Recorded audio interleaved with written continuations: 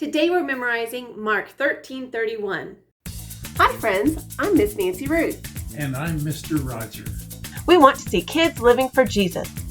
This is part of Bible Drill Red Cycle. For more information, check out the description below. Mark 13:31.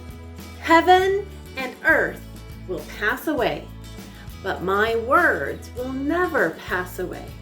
Mark 13:31. This is God speaking, and he's talking about his word, the Bible. The words God said and gave to us through his written word, Scripture, or the Bible, will never pass away. Mark 13:31. Heaven and earth will pass away, but my words will never pass away. Mark 13:31. So we can stand in that truth, knowing that God's word will not change ever, ever. Just like God himself has always been and always will be. His word will stand firm no matter what. Mark 13:31. Heaven and earth will pass away, but my words will never pass away. Mark 13:31.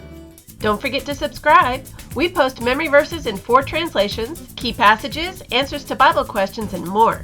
Check out our store and freebies at parentroadmin.com. We love you, friends. See you next time.